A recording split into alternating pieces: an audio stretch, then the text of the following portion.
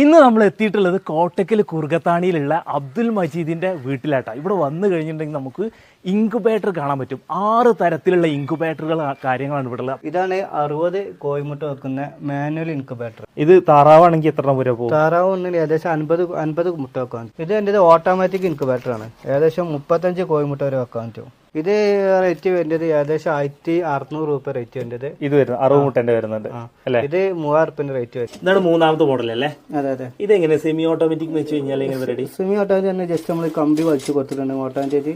ഇതിന്റെ കോഴിമുട്ട ഇത് തിരിഞ്ഞോളൂ. ഓക്കെ. അപ്പൊ മറ്റേതില് ഓട്ടോമാറ്റിക്കലി മോട്ടർ ഉണ്ടായിരുന്നു.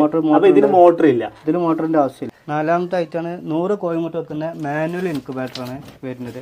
മാനുവൽ ആയിട്ട് 100 വരെ വെക്കാം. ഇത് നേരത്തെ നമ്മൾ ഫസ്റ്റ് കണ്ട ചെറുതിന്റെ നേരെ വലുത് എന്നുള്ള ആ ഒരു പ്രത്യേകത ഉള്ളതല്ലേ? നേരെ വലുതാണ്. ഇതാണ് 65 കോഴിമുട്ട വെക്കുന്ന സെമി ഓട്ടോമാറ്റിക് ഇൻക്യുബേറ്റർ.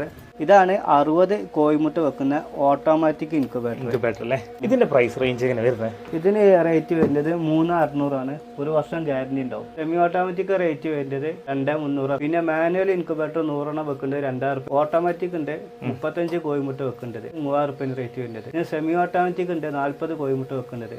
അത് റേറ്റ് വരുന്നത് 1800.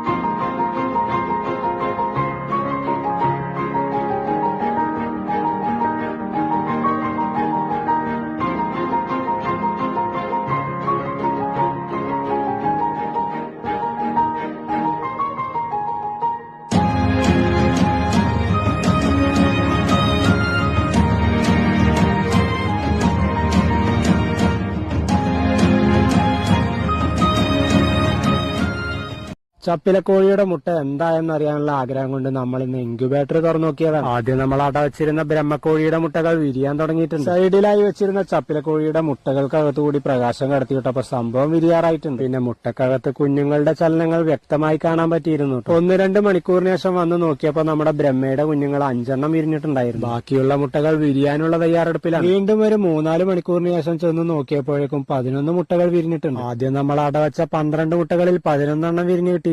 വിരിഞ്ഞ കുഞ്ഞുങ്ങളെ ഉടനെ മാറ്റിയില്ലെങ്കിൽ ഇനി വിരിയാനുള്ള മുട്ടകളെ അത് ബാധിക്കാൻ സാധ്യതയുണ്ട്. കാരണം നമ്മുടെ ചപ്പിലക്കോഴിയുടെ മുട്ടകൾ ഒഴികെ ബാക്കിയുള്ള മുട്ടകൾ വിരിയാൻ ഇനി ഒരാഴ്ച കൂടെ സമയമെടുക്കും. ഈ ഒരു ബ്രഹ്മക്കോഴിയുടെ കുഞ്ഞുങ്ങളെ വേണമെന്ന് നമ്മളോട് ഒരുപാട് പേര് ആവശ്യപ്പെട്ടിട്ടുണ്ട്. നമ്മൾ എന്തായാലും ആദ്യം ചോദിച്ചവർക്ക് ഇത് കൊടുക്കാനുള്ള പ്ലാനിങ്ങിലാണ്. ബാക്കിയുള്ളവർക്ക് കൊടുക്കാനായി ഏതാണ്ട് ഒരു 50ഓളം